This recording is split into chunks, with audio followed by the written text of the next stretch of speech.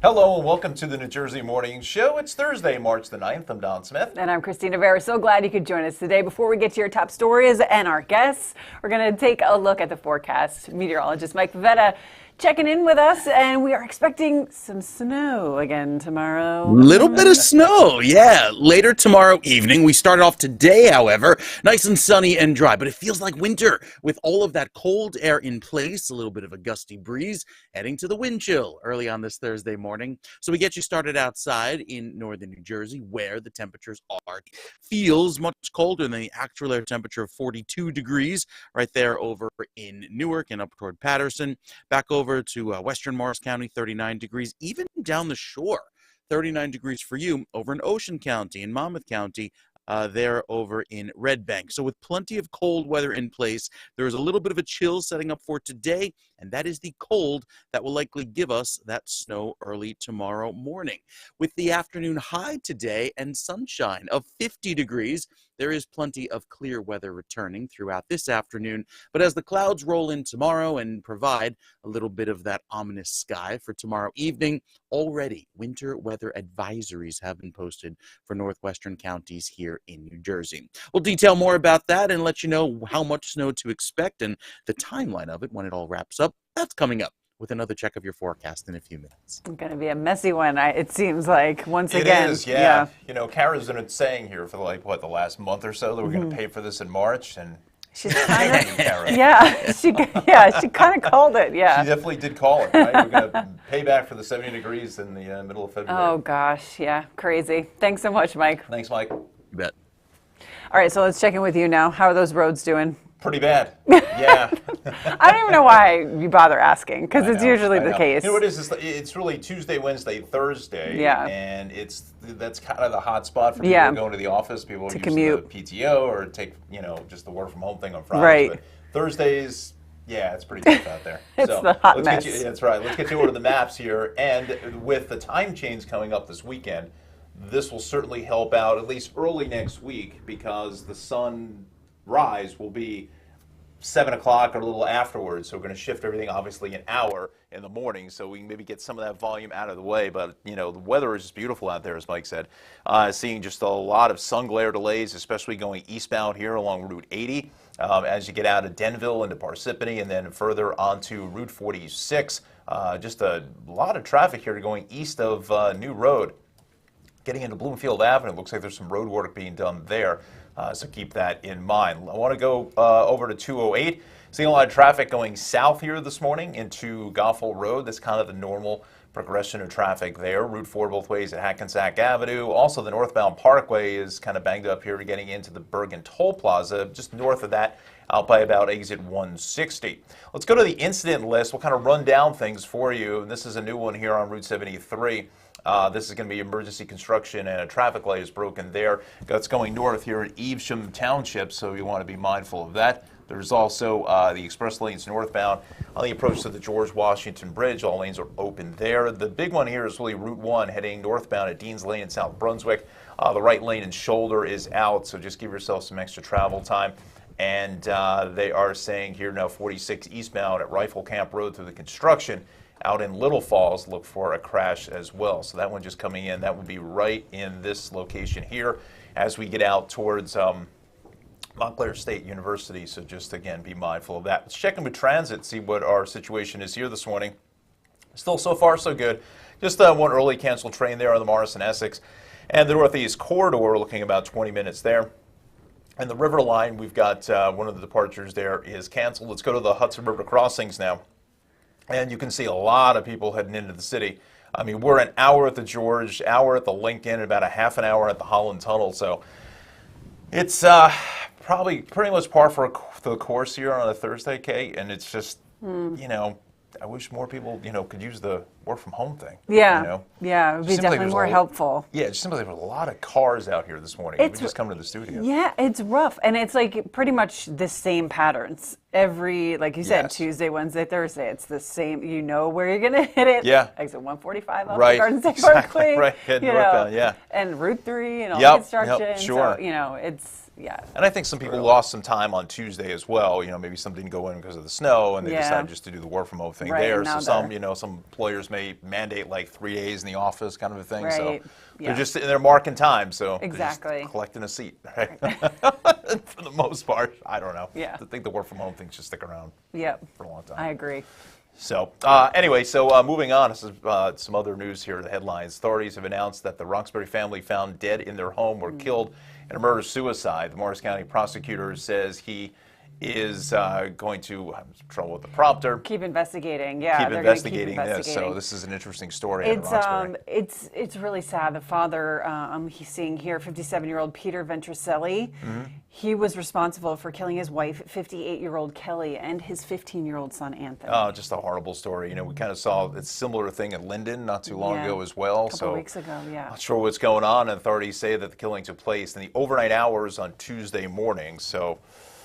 It's tragic. Yeah, There's a it is. GoFundMe set up. The community, the Roxbury community, has really rallied around this family. There's support being offered in the high school where Anthony went to, you know, and they've just been donating money because all of a sudden now this whole family is gone. And, you know, it's heartwarming to see the community kind of rally around them, but at the same time, it's just, you know, it's unfathomable at this point. Yeah, you This can't is really, you know, you happening. can't really wrap the mind space Yeah. in something of that nature, Right. and that would send somebody to To such that an extreme level to Yeah. do something of this, like Yeah. this. So we're thinking of Exactly. them for sure.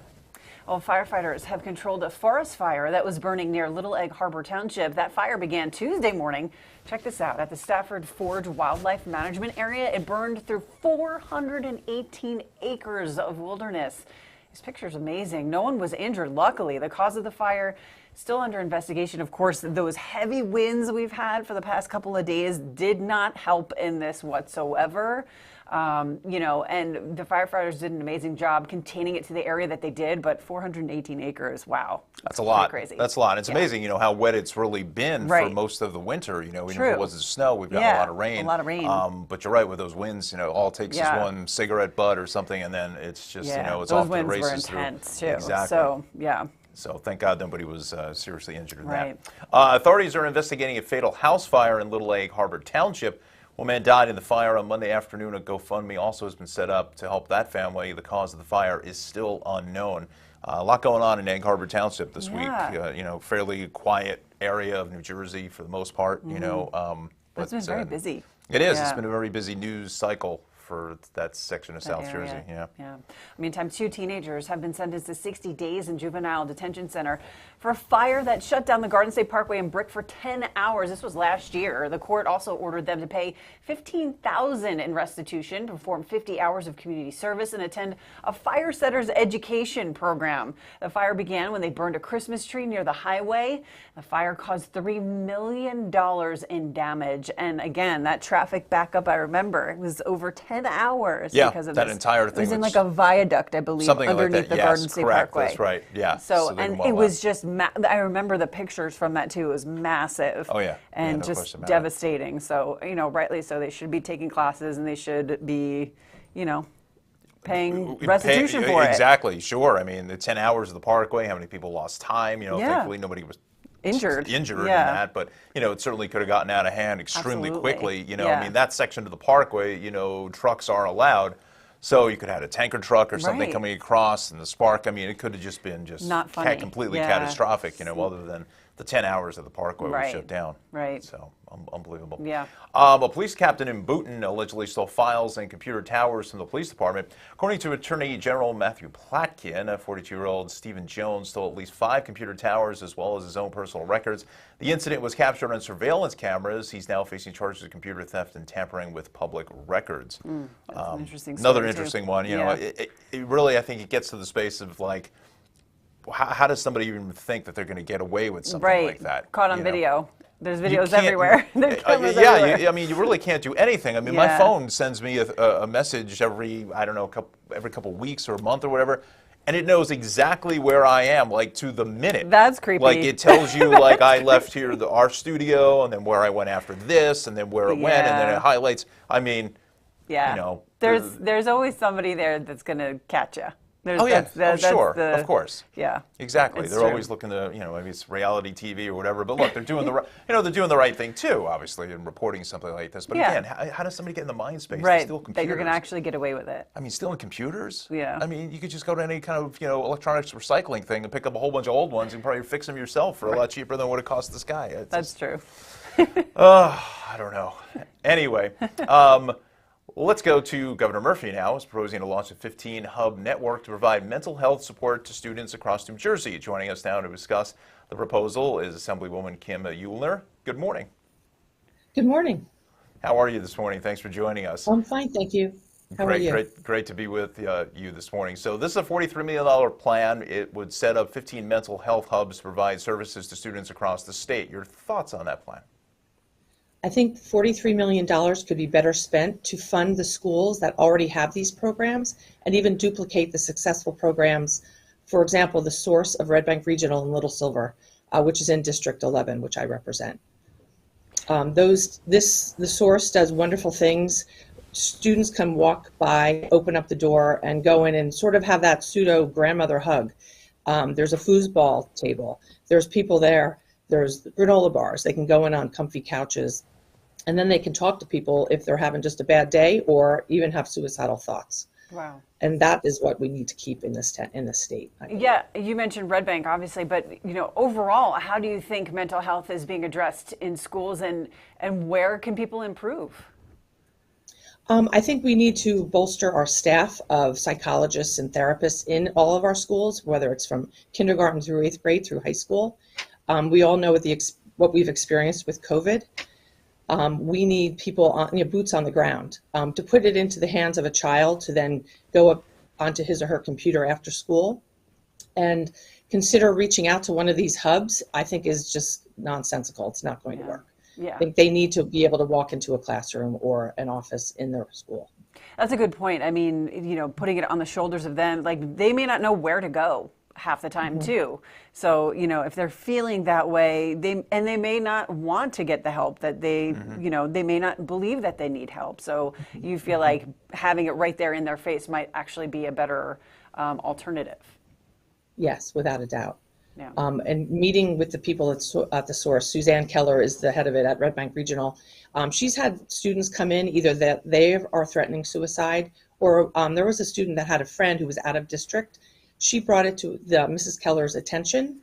They reached out, and that child inevitably did not die by suicide because someone cared enough to say something. Wow. So that would not happen with this hub and spoke idea that the governor has, in my mind.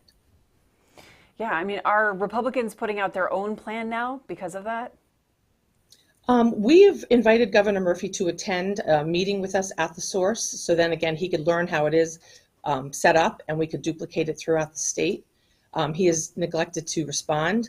We've also spoken to the governor's staff back in the fall, and they were explaining this hub and spoke process to us. One of my questions was, how would it be run? Do we already have the technology? Are there programs? And they were like, nope, we don't have anything. So they want, starting approximately September 1st of this year to start this program, but we don't have the infrastructure in place. One perfect example is a poorly run state program, unemployment. It crashes, people can't get through. How are we going to do this with the students who are in crisis possibly? It's just too much, too soon, and we need to keep with the in-school programs that we have. And what are the next steps for this? I mean, how does this even, like you said, this is supposed to start in September, but if you don't have the resources, how is that going to happen? What are you going to do next? How is this going to move forward? We're going to continue to reach out to Governor Murphy and his staff to beg them to continue the programs that are in place, to again duplicate the ones that are successful throughout the districts. We have 600 schools. He wants to have only 15 hubs. That's not going to work. There's too many children in crisis. There's unemployment. There's hunger. There's problems at home with parents. Everything. So I think we're gonna lose so many lives if we pushed this through too fast. Yeah. A big mistake. Assemblyman Euler, thank you so much for coming on the show this morning. Appreciate your time. My pleasure. Thank you so much, and have a good day. You You too now. Yeah, it's such an important topic, and it seems like a topic that both sides can agree on, that we do need to, have something Yeah, you in think place. to be that middle ground, and they're obviously for the well-being of nonpartisan, children right. and so forth, and it wouldn't be on either side, either fighting over money or where it is and how Right. many, different hubs, as the Assemblywoman said, 15 or so for 600 school districts. I Yeah. mean, that just seems way Way under. under, yeah. It seems like just a way to get the program out there and then kind of see where it goes, but I don't know if that's the right thing to do. Maybe a supplemental, something that works already in place with like a program that Red Bank has already in place. Yeah. Maybe that could be an alternative, but that'll be interesting to see come September what happens in these schools and when this, rolls out. Because even the kids in school and stuff like that, when there's still a lot of kids who won't admit or whatever say that they're having or they're going through something. It's just not. It's still, even today, even after stories like this, it's very isolating. Yeah. And, even with social media and stuff like that they see others that are in the same kind of situation. So I don't know if that's helping or hurting, whether they're thinking they're kind of like in the majority, that there's so many people out there on TikTok and Instagram who are kind of going through a lot of things and the same kind of feelings that they're having or whatever, either it's family or their friends or whatever, that they figure maybe safety in numbers and they really want to say anything. They're just going to go to that. It's really difficult, yeah. Yeah, we'll definitely keep an eye on it and check in on it in September when it rolls out. Well, coming up next, why East Rutherford is suing the owners of the American Dream Mall. And we'll also tell you why one New Jersey congressman is pushing for a crackdown on TikTok. Speaking of TikTok, you can now watch the New Jersey Morning Show live on Roku. Just get on the New Jersey Roku app, then click Watch Live. It's free. No cable subscription is required. If you do miss the show, you can watch it anytime on demand on Roku. You're watching On New Jersey, the Garden State source for news, talk, sports, and entertainment. We have big news here for On New Jersey. We have an amazing show tonight, as we always do. We are here at the iconic Drum Thwacket in Princeton with First Lady Tammy Murphy. Will audiences be expecting you to talk Real Housewives issues? We're going to be discussing everything from working with small businesses to mental health initiatives. Work has begun on the New Jersey Hall of Fame at American Dream Mall. Here now to give us some more insight on the Giants' 5-1 start is Paul Patino. Paul, great to have you back on. Thanks for spending a few minutes with us. Yeah, you're going to come at us, we're going to come at you 10 times harder.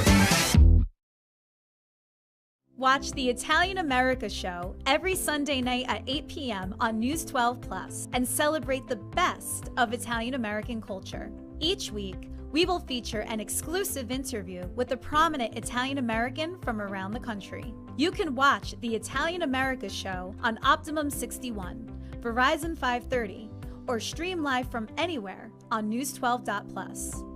For more on Order Sons and Daughters of Italy in America, visit osaya.org and follow along on social media.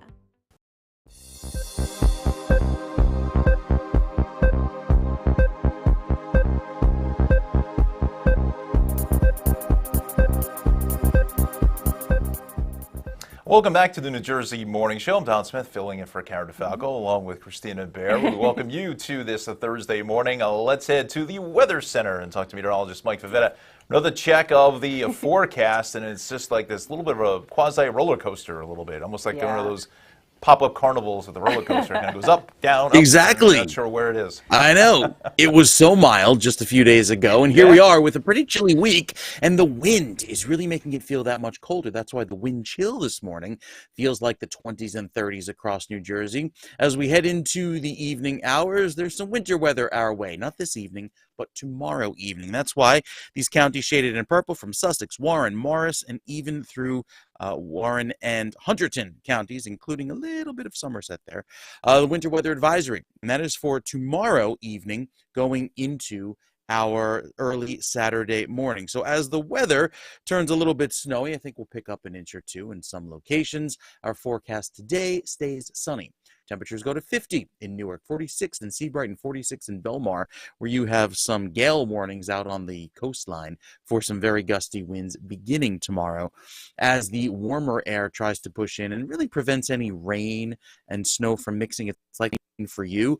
But up north in those counties shaded in purple, yeah, could see a small accumulation beginning tomorrow evening into the overnight and finally wrapping up early Saturday morning. So just enough snow, I think, to let the kids go sledding on Saturday morning, but by Sunday, most of it will be melted because, again, it's only an inch to maybe 3 inches in spots because we climb back into the 40s with mostly sunny skies by Sunday. However, there is another winter weather potential by Monday. So, yeah, I think Cara was onto something, Don and Kristina, going into Monday and Monday night. That one looks to be a little bit more of a potent system. So we'll give you the breakdown and timeline of the future cast coming up for you with your next weather update and see how much snow we can shake out here in New Jersey. Is Cara clairvoyant? Did she I don't know. I don't know. Maybe she's at the Wellness Festival in Edison over the weekend or something. I'm not sure. I mean, she kept saying it. And I'm like, don't say it because, put it out I mean, there. she did traffic, for a while as well. And anytime you say it's quiet, then everything explodes. blows up. Right. It Yeah. explodes. That's So it. when you keep saying we're going to get clobbered with snow in March, and again, we're not getting comes clobbered to for the most part, fruition. but it's more than what we've seen than 70 degrees on January 31st or something. Yeah. But I'll take the little bit rather than a lot. That's fine. Yeah. Mike, with your forecast, it looks good. Thanks so much. We'll check in with you a little bit later. We're going to check in with you now on the roadways. Yeah. No snow on the roads No right snow now. on the roads, but it's, a lot of sun glare. We have a couple of incidents as well. So let's get you over to the graphics here this morning. So first up, we're going to go into South Brunswick, and it's the northbound side of Route 1. Let me see if I can get a little bit better shot of what we got going on here. So that you're looking at in the center left. I know, you can see the mouse here. That's the northbound side of Route 1. We've got an accident investigation where, according to DOT, that somebody may have been struck, unfortunately. Hopefully that's not the case, but hopefully they are okay. But that is still under investigation. So again, this is northbound Route 1 coming up into Dean's Lane right before Henderson Road. So let's go to the maps here this morning, and you can see where the delays are. There it is. The camera is located here at Henderson Road. They're looking this way. So just north of Beekman Road as you get up towards Dean's Lane. But our delays extend all the way back. We're going to go back to Promenade Boulevard here in towards the Plainsboro area. So really a heavy ride here passing that White Castle into New Road. That's probably going to run you a good 20, 25 minutes or more. Now, if you can get yourself to 27, you probably can save about another 10 minutes or so. But again, that's just, single laning getting through 27 through that section of southern Middlesex County. So again, be careful along Route 1. Or if you're watching us, let's say in Princeton or Plainsboro, maybe come back on over to the Turnpike. Could be the much better ride. As we widen up here, Central Jersey, again, we took care of North Jersey in our last report. We go north along 287. We're seeing some delays there between exits 10 out through 12, and then 18 getting up into the John Lynch Bridge. Once again, we've got that road work, and let me just see if I can quickly find the camera for us along Route 18. Where is Route 18? We got to go up to the numbers here. If I could count, I would bring it in right. There it is, 18 at River Road. Let's see if that shows us anything. I don't believe so. No. And then we go to 27. I think this is our slow motion camera. It is northbound comes towards us. So again, they're just setting up that road work here over the last few minutes. The other big outlier is this eastbound 46 now.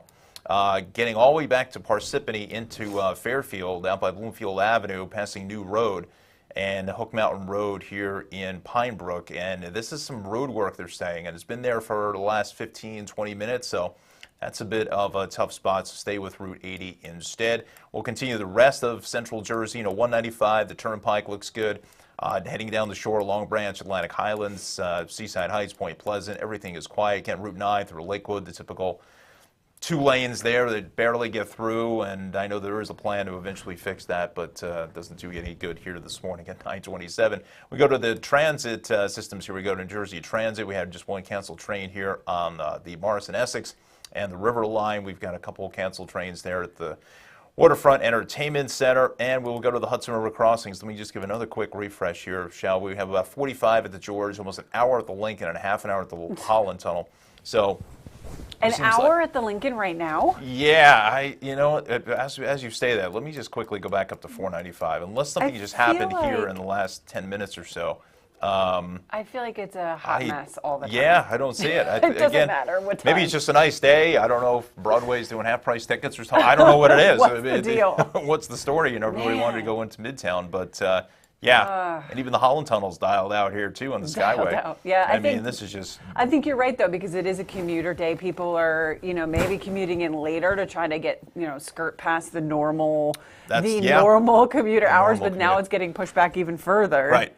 That's insane. Yeah, I do not miss that at all. I just hate the fact that some companies are just having people come into the office just because they're paying $50,000 in rent. Yeah. It doesn't make any sense. If you can do the job from home, as we saw during the pandemic, and a lot of people are more productive when they're home because they know that either somebody's watching or whatever. I don't know. Don't get me started. It's a whole other topic. Don't even get me ranting. Or they're watching General Hospital. What, by the way, I missed the last 3 episodes. So don't say anything. Oh my goodness. Anyway, let's get over to some more. News here. New Jersey Congressman Josh Gottheimer is raising the alarm about the risk that TikTok could pose to the U.S. national security. Gottheimer is pushing for new legislation that would give the president permission to ban the app in the United States. TikTok has more than 100 million monthly active users, collects far-reaching and sophisticated data from its users, including usernames, passwords, personally identifiable information, pictures, and videos of millions of Americans. In the wrong hands, this data is an enormous asset to the Chinese Communist Party, a known adversary. A major concern is access to users' personal information that the app could be giving to the Chinese government. Now, this has certainly been this way for a couple of years. Mm-hmm. I mean, it's banned on government devices as it is right now. That's right. Both in New Jersey and the federal level. So, which is smart because, yes, it could pose a risk, and you shouldn't have an app on a government-issued device. Like, that doesn't make sense. You should not be watching TikTok while you're working. Sure, yeah. I mean, a lot of schools don't have, they don't have access for the kids inside the school and the Wi-Fi, like YouTube, and they block certain, websites and stuff. So I get that, but I think an all-out ban, I mean, it's tough. It's tough for that. I think more research needs to be done to see how much data they're really taking. Yeah. But I do agree, if you are using the app, you have to use it in a wise way. You can't be putting all your information out there. Right, in a responsible way, just like all the other apps. And let's say, I mean, TikTok is not the only one. Let's be fair about that. There's the Instagram, millions Facebook, of other apps. Yeah. That's taking all kinds of information, even if it's just something as small as either where you are or what you've bought. Right. That kind of thing. Birthdays, that kind of stuff. Going on vacation. Exactly. Trying to get your personal information, trying to make the connection to, potentially steal your identity and stuff like that. But I feel like wasn't TikTok banned at one point, like a couple of years back, to a degree? I don't know, or maybe it's just the beginning of it, maybe they were just talking about it. I think they were trying to get it banned. I think when former President Trump was trying to get it banned. Maybe that's what I was thinking, But I don't think that ever came to fruition. It never came to fruition, So again, whether it's an all-out ban, anytime you say the word like ban, it just pushes it right to the top of the news cycle, and everybody starts flipping out that they're going to come after everything else, and it's just. I think it's just the responsibility of the actual individual user, and like you said, maybe much information you put out. Maybe a study of some type. If they do we do it for drugs or whatever, but put a whole bunch of users together and see how the information is being sent. Exactly. So we'll see. We'll see what happens. This is another big story too. Yes. American Dream Mall just can't catch a break. It's being sued by East Rutherford after the mall allegedly did not follow through on an agreement to make a $7.5 million payment to the borough. Now, the mall's owner, 555 Group, was supposed to pay that money instead of their usual property tax payments. American Dream's owner, 555 Group, agreed to make those payments in lieu of real estate taxes to the borough of East Rutherford on land surrounding the mall itself in exchange for rights to do things like build a hotel, a minor league baseball stadium, and offices. Those payments to East Rutherford were supposed to commence once this mall opened to the public, which it is now, and that's according to a March 3rd complaint filed by the town in Superior Court of New Jersey. So another setback for this mall. I mean, it's been kind of one, and it's not really a mall. They say it's American Dream and it's an experience, whatever. Yeah, right. But since its inception, this whole area has been such a thorn in everybody's side, and it's just one thing after the other, lawsuits, late payments, things like that. So It's so interesting that this is still happening. Yeah. All of these, when it was Xanadu, Xanadu, a oh my decade God. ago, Wow. right? Wow. When it wasn't even built, and it was the back and forth between how's it going to get built, who's going to pay for Exactly. it. So it's just, it seems like it's never ending. I just feel like it's like a typical Jersey story in some capacity. Like it's just only here. Like, I mean, I'm sure other parts of the country have similar situations we just don't hear of. But there's something about it with all the, you peel the onion. I'm sure they could do a whole Netflix documentary on this thing, just to find out how it either went wrong or whatever. And again, the pictures we were showing you were in those god-awful colors that was probably like 10 years ago of what it looked like. I mean, that was probably flag number one. It's like, what are you painting this thing that looking, I mean, like. So 7.5 million is no chump change. Well, sure, yeah. And, and East Rutherford is not that big of a community. Now, I don't know whether East Rutherford is considered a town or a borough. I'm not sure, but they need the money. I mean, let's be honest. I mean, a big project like that, they already have taxed out or maxed out as far as MetLife Stadium, police and fire and just the services and things like that. So you got to service obviously the American dream. So they need the money for that. Now, whether somebody comes through. Yeah. Who knows? We'll see what happens. But yeah, I mean, it was an agreement's an agreement, so we'll see. We'll see what happens. Absolutely. All right, we'll definitely keep an eye on that as well. Tom's Riverman is behind bars for allegedly throwing smoke bombs at an anti-racism concert being held by a church, as you see the church here in Asbury Park. Suspect, 28-year-old Nicholas G. Mucci, allegedly yelled, "White Lives Matter too," when he threw the smoke bombs at the church. Mucci is being held at the Monmouth County Jail. Is facing several charges, so this is certainly something we have to follow as well. And just a terrible situation. I mean, why somebody would even think about that is just you can't even fathom why somebody's mind space to do that. Yeah. And thankfully, no one was hurt. That's Thankfully, the biggest thing. That's the good news there. Another top story here. Over 200 birds have been rescued after 2 men were arrested for allegedly running a cockfighting ring in Atlantic City. 200 birds. The arrest came after authorities were tipped off to the ring in late January. Those animals were rescued and relocated with the help of the Funny Farm Rescue of Mays Landing and the South Jersey Wildlife Aid Rehabilitation and Sanctuary Rescue. They do great work there. And I mean, it wasn't just the birds. It was several kinds of animals that they rescued from this horrible, fighting ring. And it was just, it's crazy. 200 animals. Birds. That's just, I think it was bunnies too, and it was just random. Just terrible. It's just really awful. I mean, it's almost those situations that we do stories on with the hoarding, and so many people are having like 100 cats. It's like there's obviously some sort of disconnect in some capacity. Yeah. And I'm not smart enough to figure that one out, but still, I mean, 200 birds. I mean, it just crazy. Can't make this stuff up sometimes. They're onto a better life now, though. Yes, That's absolutely. Good. To the Funny Farm. Yeah. Literally. A Guttenberg teenager has been arrested after allegedly making several false calls about threats to a high school in Florida. 17-year-old allegedly called Milton High School in Santa Rosa County last year and said a mass shooting was about to occur. 3 days later, police said he called again to report a bomb in the school. Yeah, he was extradited back to Florida to face the charges, and he's facing charges as an adult as well because of all of these phone calls. Yes, he should. I mean, come on. I mean, but he made the calls from New Jersey, which was interesting, and they took it very seriously down in Florida. I mean, obviously, they take everything seriously when there's any sort of threat at any kind of school. But several calls, I mean, to several different districts, and you just have to wonder why. What was the connection, and what was the point other than causing mass chaos? I think maybe that's what it was. I don't know. And again, I'm not pushing stuff on social media stuff, but maybe he sees things on there. You don't even know. You don't even know. Again, thankfully, no one was hurt. Right. That's the biggest thing. But heavy police response. I remember this happened last year as well, and it made headlines, and it was just one right after the other. So, they were very much on edge, and just terrible situation there. This next story, Republicans in Morris County looking to build on the recent shift of East Hanover's entire town council to the GOP. We told you about this last week. Morris County Republican Chairwoman Laura Ali says the move is just part of the party's push to make inroads across the state. We put in the work. We knocked on a lot of doors. We do a lot of unique and different things in Morris County campaign-wise, not just traditional phone calls and door knocking, but I feel like our voter contact is second to none. And I feel like throughout the state, there's a lot of momentum, a lot of really good collaboration. And I think Chairman Hugan is going to pull off big wins for us. I really do. Well, that ground operation and now gearing up for legislative elections this fall is definitely going to be an interesting election. It is, you know, and in some ways, maybe just a little bit of hobby of mine. You know, I kind of keep an eye on local politics just to kind of just keep up with what's going on. Yeah. But that, I mean, it just entered the entire council just flipped. Just flipped, yeah, the whole entire. It's just, yeah.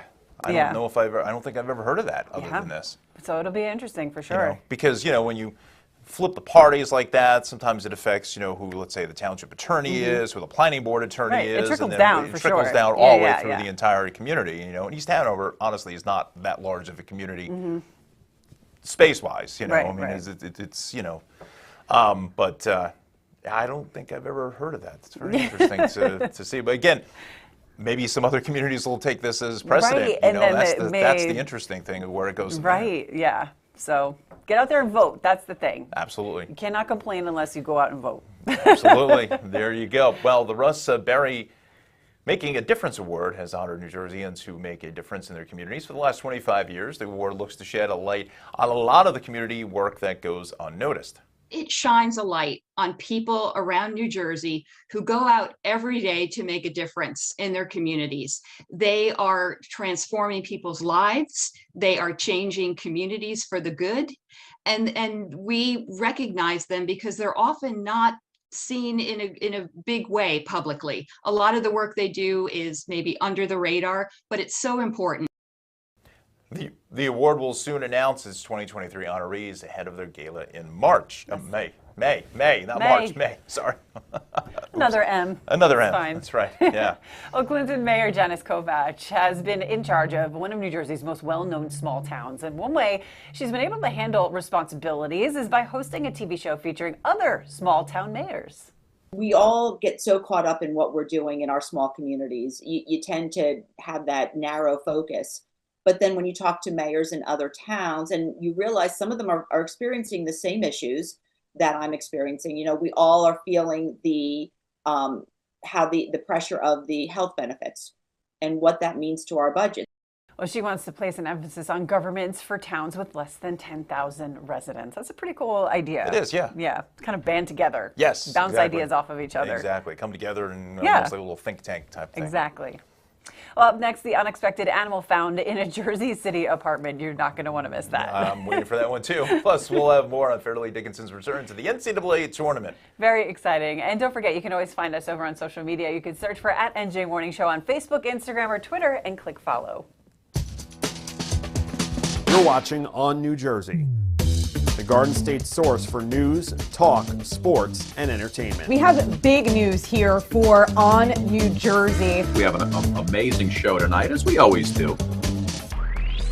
We are here at the iconic Drumthwacket in Princeton with First Lady Tammy Murphy. Will audiences be expecting you to talk Real Housewives issues? We're going to be discussing everything from working with small businesses to mental health initiatives. Work has begun on the New Jersey Hall of Fame at American Dream Mall. Here now to give us some more insight on the Giants' 5-1 start is Paul Patino. Paul, great to have you back on. Thanks for spending a few minutes with us. Yeah, you're going to come at us, we're going to come at you 10 times harder. Watch the Italian America Show every Sunday night at 8 p.m. on News 12 Plus and celebrate the best of Italian American culture. Each week, we will feature an exclusive interview with a prominent Italian American from around the country. You can watch the Italian America Show on Optimum 61, Verizon 530, or stream live from anywhere on News12.plus. For more on Order Sons and Daughters of Italy in America, visit osaya.org and follow along on social media.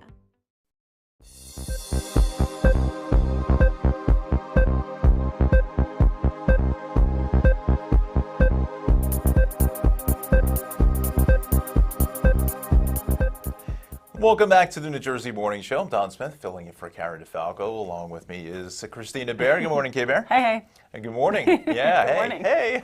Hey. And we can say a big hey to meteorologist Mike Favetta in the Weather Center is back with another check of the forecast. And yeah, I feel like you're not sure what to kind of wear these days, whether it's the Yeah. heavier jacket or just the fleece. Interesting times. It's true. Just when you were kind of thinking, all right, I can put away the winter clothes, now I got to dig them back out again. I actually had to find my gloves. Could not remember where I put them because it was so warm and yet so chilly and windy. You'd say the same for you, Kristina? Absolutely. You know, it was sad though the other day when we got that little smattering of snow down in Middlesex County. The boys saw it and they said, "Oh, we're going to come home from school and like eat some snow and make some snowman." And by the time I got off the bus, it was like nothing. It was just completely dry. Such disappointment. It's true. And that's what happens this time of year with the sun angled so high in the sky. During early March, we typically have the same sun angle as September. So you think, yeah, sun is still pretty strong. This time of year, melting that snow right away. And that's probably what's going to happen again on Saturday into Sunday. So yes, you've heard there is a little bit of snow on the way. It gives us a couple of inches late tomorrow night into early Saturday morning. And that's what we're tracking here. I think the best chance of seeing some accumulations will be northwestern New Jersey, really in the early part of the evening, northwest of 287. And then once we get into the overnight hours after midnight, right down to the turnpike. But there's another opportunity for some snow, I think, by the time we get to Sunday night into Monday. So here's what it looks like on the Futurecast. We go into 9 o'clock on Friday night, and you can see most of that blue here showing the rain. So all of this area here in New Jersey, south and east of the turnpike, staying as rain. This yellow and green area, that's just wet snow. So it's like that very sloppy, cement-like consistency snow that as it falls, it accumulates slowly, primarily on the car tops and even going into the overnight hours on the grassy surfaces. Then we get into after midnight, and while there's still just enough cold air to allow for that rain and snow to mix down to the ground, right up into, say, right there, northern New Jersey, down to Route 78. That's pretty much it. If you live south of the turnpike, south and east of the turnpike, south of Route 78, you're probably just going to see a few snowflakes mixed in with mainly rain. And then by the early morning hours on Saturday, it all wraps up as flurries statewide as some of that cold air works its way down to the coast here in New Jersey, down to Monmouth and Ocean County. That's that shade of yellow, the rain mixed with the snow. But still, it's a very heavy, wet consistency, so it doesn't accumulate to very much. And then we just have gusty winds throughout the afternoon. So a very interesting situation coming up with a little bit of that wet snow taking over by the late night hours and then changing to just a gusty wind by the early in the morning. So you wonder, with all of this snow potential, has it been warmer than average as a whole, considering the month of February was so warm, the month of January was so warm? Yeah, we've warmed more than 3.5 degrees over the last 50 years here in the area. Specifically, they look at Central Park for that information. Yet, the next 6 to 10 days is forecast to be cooler than average. Typically, we should be making it up to the 50s every day for the next week, but we're struggling, I think, to make it into the 40s with that below average temperature here in the Northeast, especially in New Jersey. So there's our snow chance for Friday night going into Saturday morning. Temperatures each day climb into the 40s. Hence, it's like a very wet and, sloppy consistency type of snow. Great for making snowmen, but you really have to go far and wide, I think, to accumulate enough to make even the littlest of snowmen. Sunday, your snowman's going to melt because we're back in the 40s with mostly sunny skies throughout the afternoon. Then by Monday, there's another opportunity for a little bit of snow and rain as the system works on by. I think the wind is going to be more of an issue for Monday's system since the storm comes so close and lingers off the coast for a while, that the wind really is going to be more impactful there with the gusts up to 50 miles per hour Monday, and then by Tuesday and Wednesday clearing. But notice, those are highs more typical of what we should have had in February, with a 29-degree morning start on Tuesday and a 43-degree afternoon high. So winter kind of going in reverse, or at least spring trying to, spring up around here with the crocuses, the daffodils. I'm seeing all these flowers pop up, and yet have some snowflakes in between. So kind of a little backward start or a jump start to spring, if you will, as we're going back in time. Yeah, the last picking up some of the winter weather. Exactly. The irony that we're springing ahead this weekend too, and it's like mostly snow on the forecast except for Sunday. Right. Definitely something weird going on. I feel like we just flipped March and February. Like it's just the calendar is wrong. We got the opposite day. Exactly. Yep. All right, Mike. Thanks so much. All right, the roads, same. You know, same, it is same but different. it is still a mess out here for the most part. A lot of it's getting to the Hudson River crossing. First, I'm going to bring you down into South Jersey, just because we haven't touched on South Jersey the last half hour. So we're going to Glassboro. It's northbound 55. We've got a little bit of slowdown here. I think this is some road work, possibly. I haven't seen anything on the list, but you know, actually, there's quite a number of potholes that are around the state, and it seems like we talk about that every year. But for some reason, this year it seems, I don't know what the story is. Maybe the wet weather, and then when it gets colder, then obviously the asphalt expands and contracts and so forth. So there's a lot of potholes. I'm seeing a lot of roving construction on that front. South Jersey, Cape May County, beautiful Cape May, Wildwood. You head out for a walk there along the promenade there along Washington Avenue and Cape May, Stillman Harbor, Atlantic City, Pleasantville. I mean, just beautiful, as Mike is saying, for today. The whole 295, 76 interchange is still a mess, as it always is here out by the Aljo curve. But the Ben Franklin Walt Whitman is fine. Looks like we got some road work here at the Franklin coming back into New Jersey. Be mindful of that. 70 looks pretty good. We'll spin it across the state here to the east, on over towards Long Beach Island and Toms River, so things are fine. Route 9, a little heavy here in Lakewood. A couple things is still ongoing here this morning. I'm going to go back to the list. I just want to see the Route 1 issue in South Brunswick. Looks like that is now cleared, getting up into Dean's Lane, but still some residual traffic behind that. But again, that has been wrapped up. It was an investigation, unfortunately. Northbound on the Parkway, we're seeing some more slowdowns here, and actually that just came up on the list as well. That is on the local side out by the Bon Jovi rest area, so look for that. And up towards the Driscoll Bridge, things are going to be just fine. Union County, Essex County, for the most part, is good. Western Jersey, 80 is fine. It's this one outlier here east on 46, and aren't you glad we got through this before we start? Yeah. Here in between Pine Brook and Fairfield, it is really tied up between New Road all the way to Bloomfield Avenue with some construction, so you maybe want to stay with Route 80 instead. And we go to those aforementioned Hudson River crossings. I mean, look at these numbers still, about 40 minutes here at the George, an hour at the Lincoln, about a half an hour at the Holland. And the Holland Tunnel itself, I'm just going to click this camera here. You can see the outbound Skyway is all tuned up here with construction. So on the inbound side isn't any better. Just give yourself plenty of extra travel time. So that's what's happening again. Around a very busy state here on a Thursday. Yeah, right. Lots of stuff going on. Lots of stuff going on in sports. Yes. Willie Dickinson's men's basketball is back in the NCAA tournament for the first time since 2019, becoming the first New Jersey team to earn a bid. And now here to talk about is their head coach, Tobin Anderson. Coach Anderson, good morning. Welcome to the New Jersey Morning Show. Good morning, guys. Great to be on. Yeah, congratulations. What has this run been like for you as a first-year head coach with the Knights? It's been a lot of fun. You know, fun for our program, our players, the campus community. We had a sellout crowd for the conference game at home, and so it's just been great to see our the whole campus rally around us, and it's always fun this time of year. If you're winning, it's even more fun. So it's been a great ride, and hopefully more to do. So much fun, yeah. It's really awesome. You know, a great New Jersey story. You being the first year head coach, and what do you think has been really the key to the success of your team this year? We just got great chemistry. Like we have players who are just great kids. And we have I tell people it's a lowest maintenance team I've ever coached. I've been a head coach for 20 years at Division II, Division III levels. But this group, like, there's no issues off the court. They're great students. They're great kids.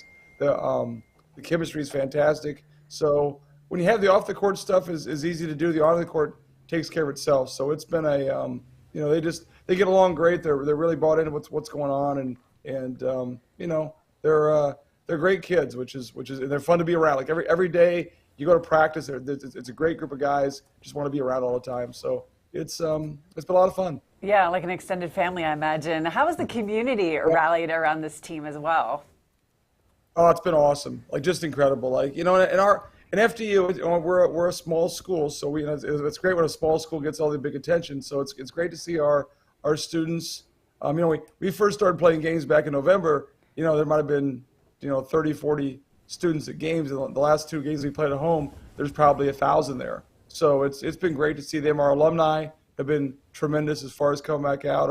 Our fans, our community, the students, just incredible. So, that's the best part about March Madness is, once you start having some success, people start really rallying around you. It's not just a team or a coaching thing. It's the whole of the whole community. So it's been a wild ride.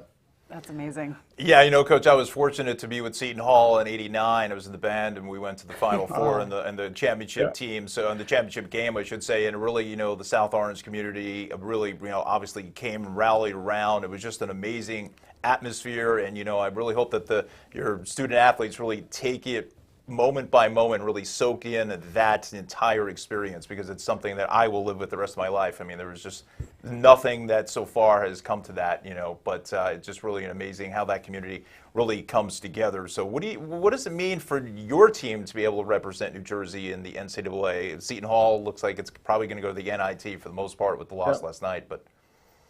Yeah, I mean, it's a like you just said, it's a once in a lifetime opportunity. What a chance to be, you know, to be the national spotlight. And you know, I feel bad for you that it was a bad call back in that game back against it was Michigan, right? It was Michigan. I remember that game Yep. I was young, but I remember it was a tough foul call there. But you know, after New Jersey has a great history of basketball and great tradition. Like, you know, it was St. Peter's last year making their run in the NCAA tournament, and that caught the country's attention. So it can be done. Like, you want to go out there in front of the whole country, have a chance to play and represent your school and do as well as you can. So it's the players you have to enjoy it. Like, you got to take it all in and enjoy the experience. And so we've been on you know, we've been getting a lot of attention the last few days, which is great. So we're going to take it all in, and you know, Sundays is the selection show, and we'll have it in the Rothman Center. All of our fans will be there. The students will be there. It'll be a big thing. A lot of coverage. So you know, we're gonna enjoy that ride, and like, you know, just hopefully just keep on going and go as far as you can, and you win one and survive in advance and see what happens. But yeah, we got to take it all in. Well, we're sending you all the good vibes, all the luck of the world, Coach. Thank you so much for coming on the show this morning, and good luck. We can't wait to see you guys play. Thank you so much. I really appreciate it. Have a great day. Thanks. Good luck, Coach. Thanks. Awesome. Little Jersey pride right there. Absolutely. And, you know, the state of New Jersey will come behind the Knights, as they do with all their teams, you know, and we just have to see whether Rutgers maybe, I'm not sure, but we'll see. We're cheering them on. Yes, all right, let's get another check of the forecast now. Mike Favetta is back, and just another round of snow for tomorrow. A round of cold weather. Yeah, do you feel the wind today? It's been windy all of this week, with the wind chills starting each morning in the teens and 20s. No exception today. It's chilly, but I think with the sunshine this afternoon, we warm to a high near 50. By tomorrow, we see the clouds roll in the afternoon, the rain get going for the evening commute, and the snow begin falling in the northwestern communities, northwest of 287. Could pick up about an inch or two by Saturday morning, and this is a slushy, sloppy, very heavy consistency, wet inch of snow, which basically wraps up during the early morning on Saturday. By Sunday, sun is back. Any snow that falls on Saturday pretty much melts by Sunday afternoon. And then we have another opportunity for some snow and rain on Monday. The Monday system is kind of all over the maps. Still waiting for some more information to kind of hammer out what will occur. But the wind is pretty much a guarantee, as gusty winds take over on Monday and Tuesday next week, making that 29 degrees on Tuesday morning feel more like the teens throughout the early part of next week. So some really chilly weather on the way as we get into the next week here in February, and start off with some really cold weather going into the end of March, which actually feels more like February. So the month's flipping on us here as we start off spring here in New Jersey. Oh, yeah. You wouldn't expect anything less, Mike. Thanks so much. Right, that's it. We'll see you tomorrow. Thanks, Mike. All right, checking in quickly on the roads. Yes, let's get you over to the graphics here this morning. I want to show you the cameras here. That's the Pulaski Skyway on the far right. Really busy here out by the Tunnel East Circle, so give yourself plenty of travel time there. The outbound side is what has construction, and that would be right in this area here. So again, just be mindful of that. We go to the Hudson River crossings. We're still looking at about 40 plus minutes at the George, still almost an hour at the Lincoln, and a half an hour at the Holland Tunnel. And New Jersey Transit is actually looking pretty good. So definitely give yourself some time. Awesome. Time now for the Bear Buzz. Actor and former California Governor Arnold Schwarzenegger visited Stockton University earlier this week, speaking out against hate and anti-Semitism.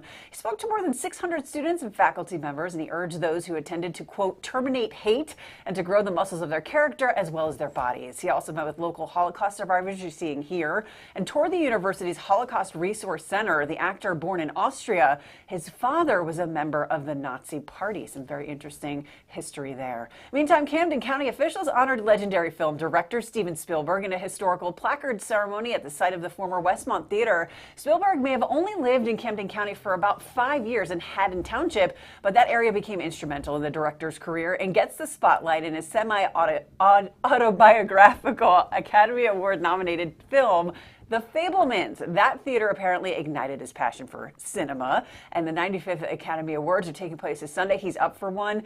Tomorrow on the New Jersey Morning Show, I'll have a roundup of the list of New Jersey notables who are headed to the awards this weekend, but just an honor for him.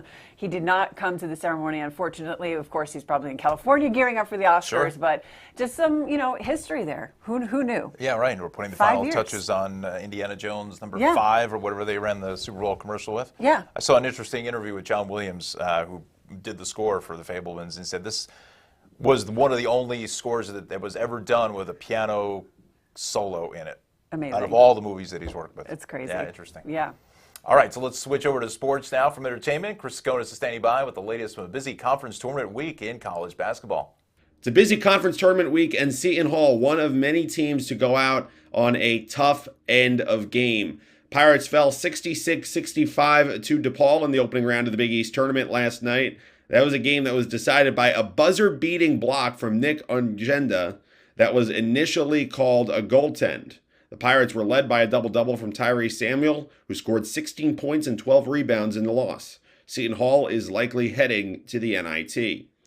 Out in Chicago, Rutgers is facing their biggest must-win of the season as they gear up to take on Michigan at noon today in the second round of the Big Ten tournament. Scarlet Knights have struggled as of late, losing 2 in a row and 6 of their last 8. That stretch has put a serious dent into their strong start to the season. Most projections now have the Scarlet Knights missing the tournament with a loss to Michigan today. For the New Jersey Morning Show, I'm Chris Skonis. Thank you, Chris, and that'll do it for us today on the New Jersey Morning Show. I'm Don Smith. And I'm Kristina Behr. We'll see you back here tomorrow morning at 9 a.m.